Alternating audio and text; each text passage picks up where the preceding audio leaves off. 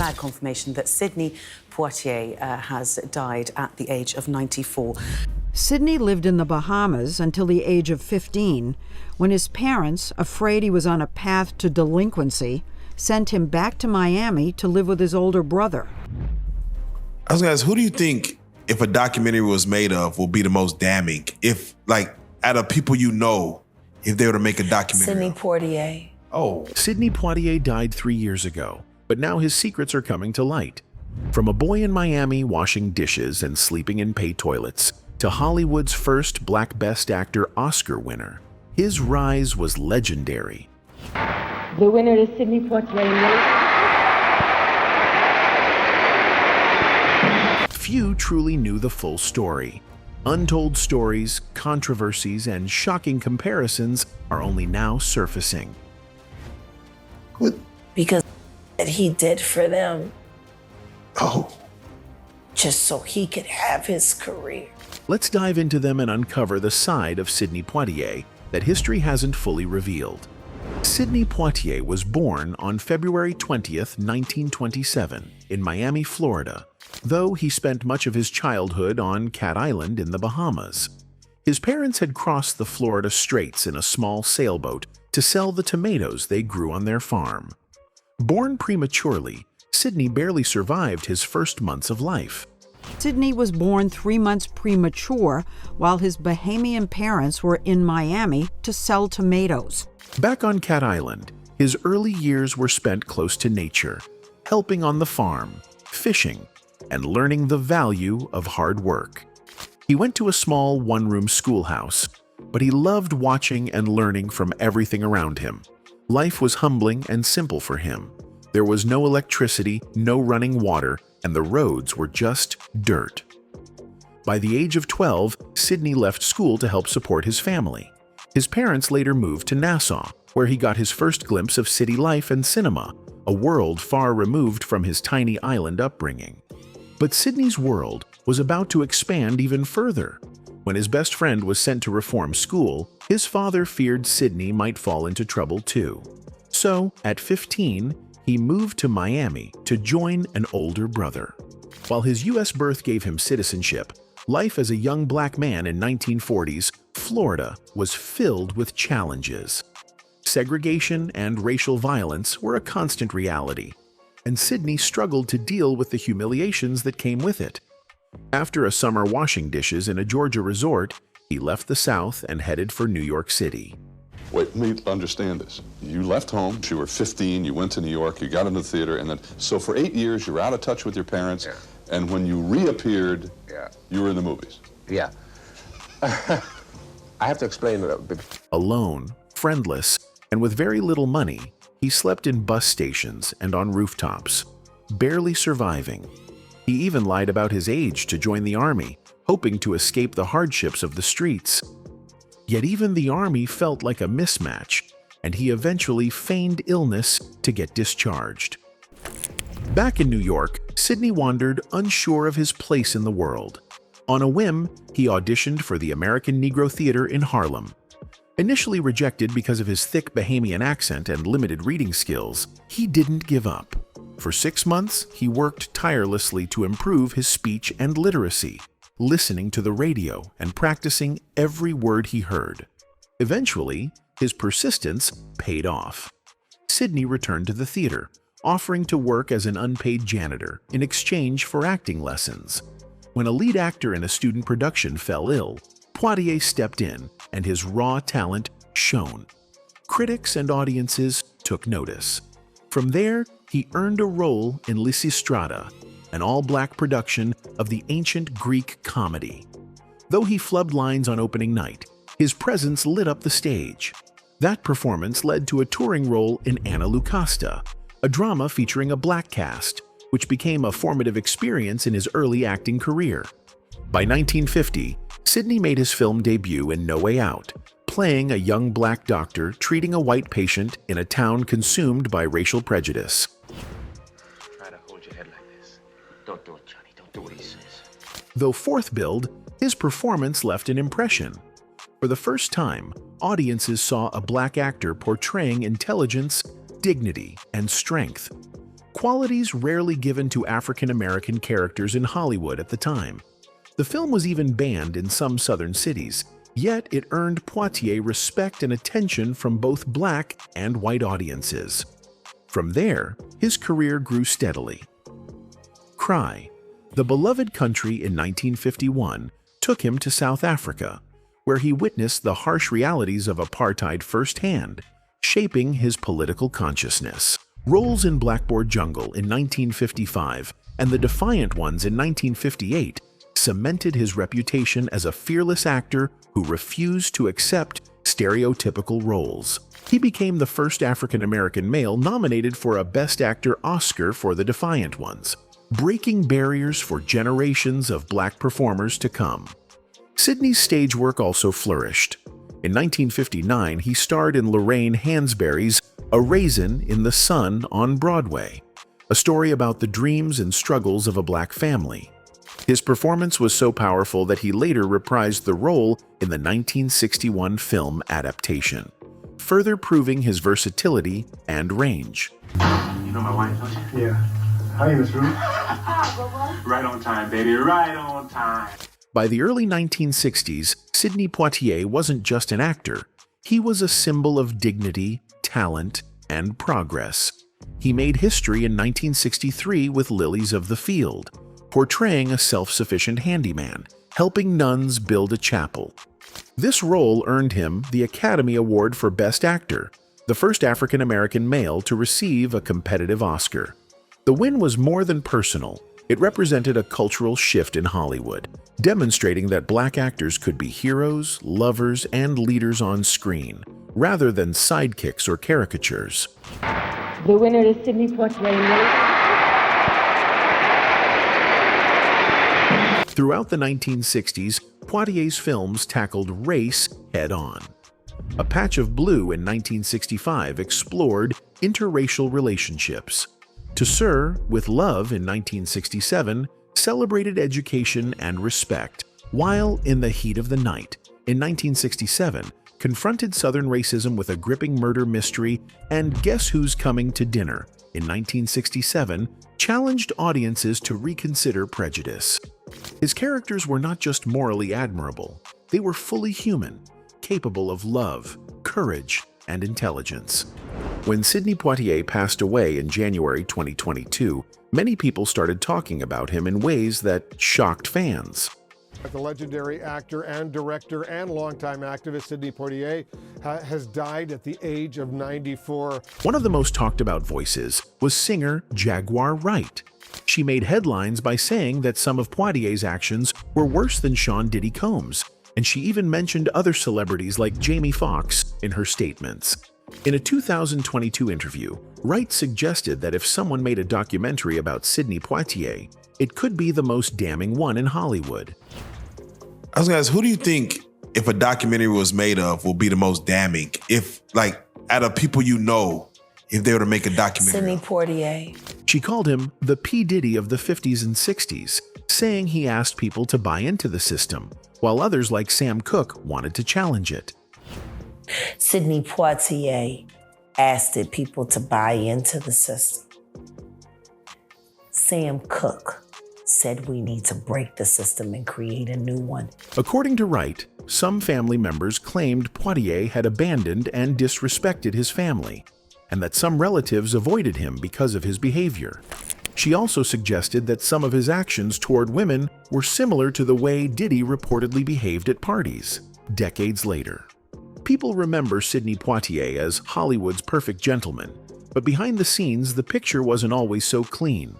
Eartha Kitt once revealed how he strung her along with promises of marriage, only to back out, leaving her heartbroken because she was too black for him. That's why whispers started.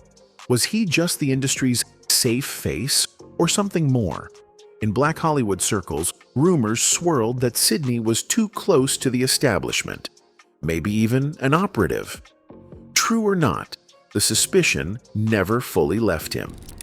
Several online outlets repeated Wright's claims, describing Poitier as a controlling figure in Hollywood who could be hard to deal with behind the scenes. For example, Diane Carroll, a co-star from the 1960 musical Porgy and Bess, wrote in her 2008 memoir that Poitier had promised to leave his wife for her, but then allegedly backed out, leaving her upset and frustrated. Some rumors even suggest that Poitier's behavior toward women like Carol or Eartha Kitt was inappropriate, though these claims cannot be verified. Sidney Poitier was in love with Eartha Kitt, and she wasn't even a dark-skinned black woman, but she was a black woman. And do you know what he told her? What the fuck is me being in love with you and walking around Beverly Hills with you gonna do for my career? Jaguar Wright is known for making bold statements about famous people, including Diddy, Jay-Z, and Beyoncé. Her claims often get a lot of attention online, but they usually lack verified evidence. Now, what's the one question about this life or America that you're really curious about?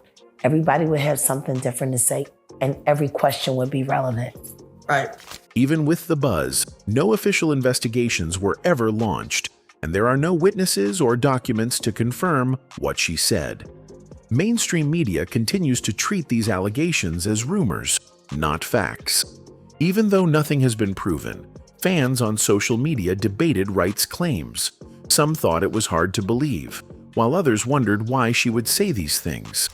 At the same time, historians point out that Poitier's verified career shows a man who cared about his work, chose roles carefully, and supported civil rights in a measured way. In short, Wright's statements remain unverified and speculative, amplified online, but they don't change the real achievements of Sidney Poitier. He was the first black actor to win a Best Actor Oscar in 1964, served as Bahamian ambassador to Japan, and directed several important films. While these rumors stir conversation, the verified history shows a man whose career broke barriers and shaped Hollywood history.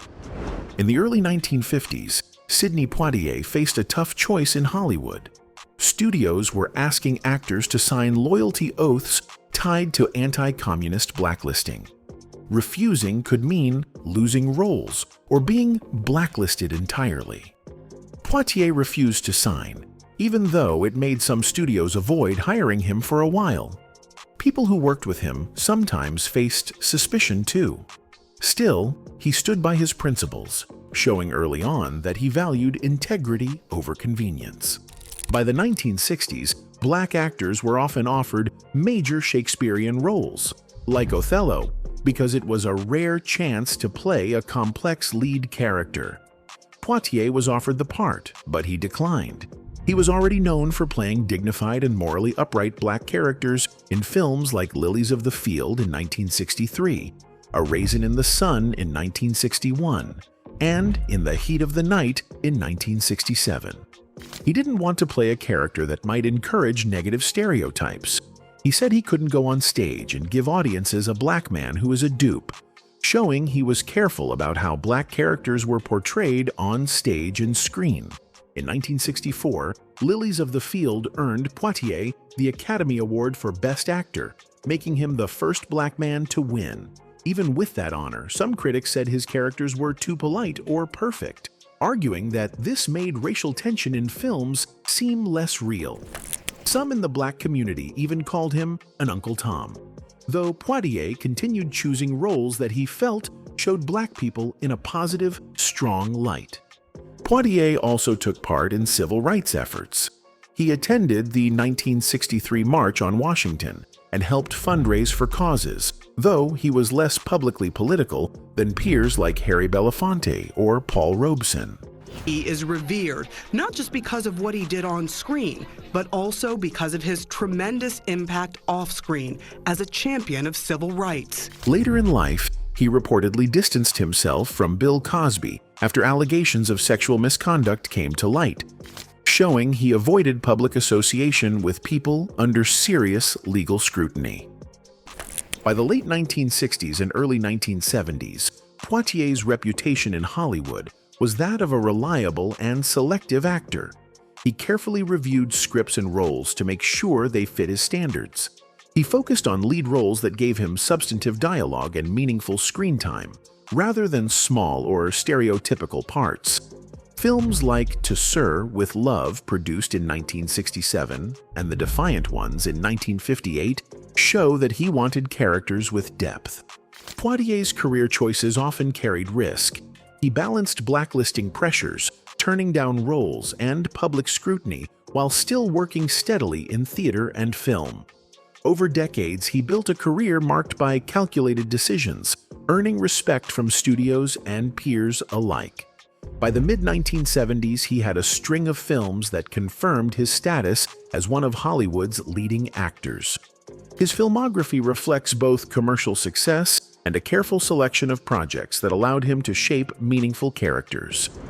Even as Sidney Poitier's fame grew in Hollywood, his path was never easy.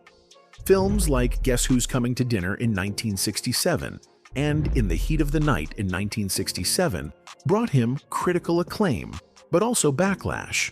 Some critics and audiences argued that his characters were too idealized, showing black people as moral, polite, and almost unrealistically perfect. While these performances broke barriers in Hollywood, they also sparked debate about whether his work fully represented the black experience. On set, Poitier was careful to maintain dignity and authenticity in his performances. During In the Heat of the Night, he insisted that his character respond physically to aggression from white antagonists. He believed that a passive response would disrespect black audiences, showing just how much thought he put into portraying black characters respectfully and accurately. Behind the cameras, Poitier faced professional pressure and setbacks. Early in his career, blacklisting and graylisting limited his opportunities, and even those who worked with him sometimes faced scrutiny. Every decision he made, from the roles he accepted to his public appearances, was closely watched, forcing him to deal with a tricky industry of scrutiny and expectation. Despite these challenges, Poitier worked to expand his influence in Hollywood. By the 1970s and 1980s, he moved into directing, giving him control over the stories he wanted to tell. His films explored themes of identity, integrity, and personal struggle, allowing him to present narratives that mainstream Hollywood often overlooked. Directing gave him the chance to shape complex, layered portrayals, both on screen and behind the camera. Right. In the 1970s, Poitier turned to directing, and surprisingly, the actor who so often personified elegance, grace, and earnestness Give me a light. He wanted a light. directed comedies. Still, even with this professional freedom, Poitier faced personal and emotional challenges. Dealing with systemic racism, public scrutiny, and constant high expectations created ongoing stress. He had to constantly prove his worth, not just for himself, but as a representative of the black community in Hollywood. This pressure was a reality throughout his career, from early theater roles to major films. The controversies over his two perfect characters did not stop him. Poitier continued to choose roles that challenged stereotypes and elevated the dignity of black actors. He balanced pioneering work in breaking racial barriers with his insistence on professional integrity, showing that he could succeed in Hollywood while maintaining his personal standards. After decades of acting and directing, Sidney Poitier moved into a different kind of spotlight, which is diplomacy. In 1997, he was appointed Bahamian ambassador to Japan, a position he held for 10 years until 2007. In this role, Poitier represented his country with the same dignity, calm, and precision that had defined his acting career.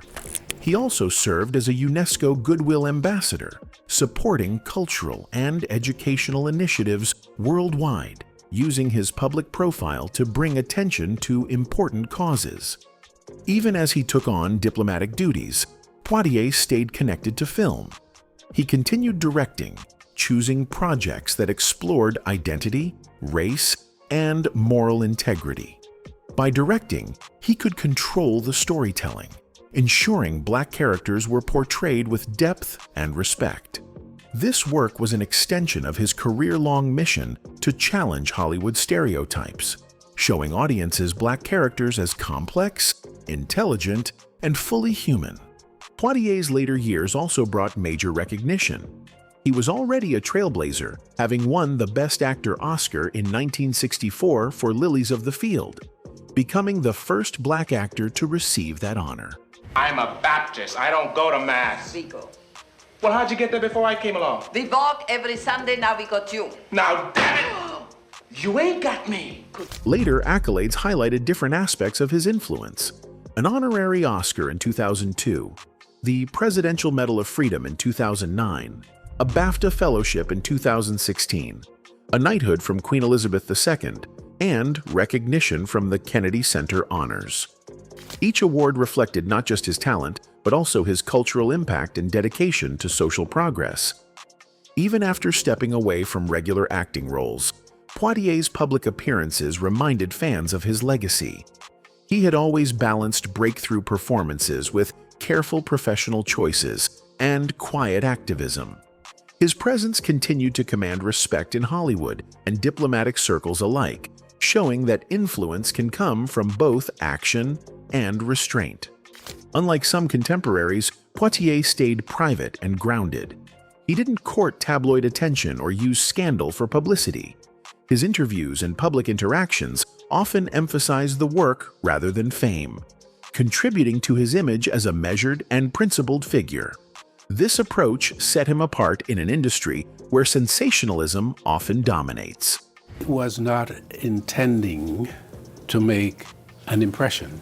I was finding release for myself within myself. In his later reflections, Poitier spoke candidly about race, fame, and responsibility. He acknowledged that some critics thought his roles were too perfect, but he explained that his aim was always to elevate black representation while maintaining professional integrity. This philosophy extended to both his acting and diplomatic roles, creating a consistent standard of conduct throughout his public life. I never met another person who affected, protected an entire race. Through these later years, Poitier's career was defined not just by awards and recognition, but by a continuous effort to shape narratives, mentor representation, and act with integrity. Even in diplomacy, he carried forward the same principles he had followed in Hollywood, showing that the measure of influence goes beyond the screen. Sidney Poitier passed away on January 6, 2022, in Beverly Hills, California, at the age of 94.